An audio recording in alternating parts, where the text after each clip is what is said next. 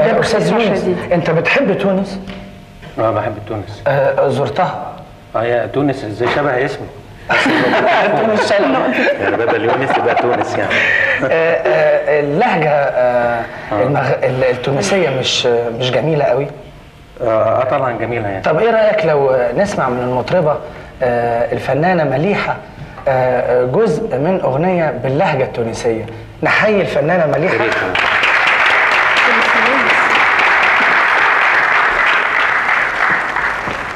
معانا طبعا الاستاذ مجدي الحسيني. اكيد في كل الحلقات. غني عن التعريف. ازيك يا استاذ؟ اخبارك؟ اتفضلي من هنقول ايه؟ نقول حاجه تونسيه. ايه رايك في تحت الياسمينه؟ تحت الياسمينه في الليل. تحت الياسمينه في الليل. اوكي. مين الملحن؟ ملحن الهادي جويني. ايوه، هو ملحنها ومغنيها كمان. اهلا وسهلا. الاغاني الحلوه جدا. طيب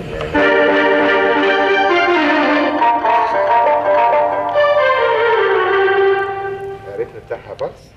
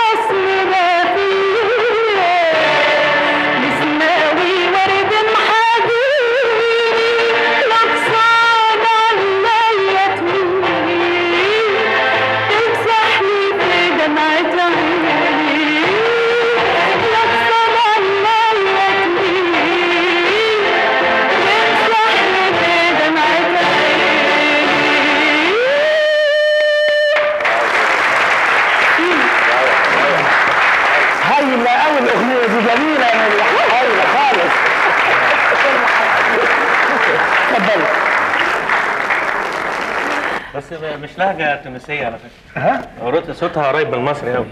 يعني انا رحت تونس سمعت غنوه فسرتها بصعوبه.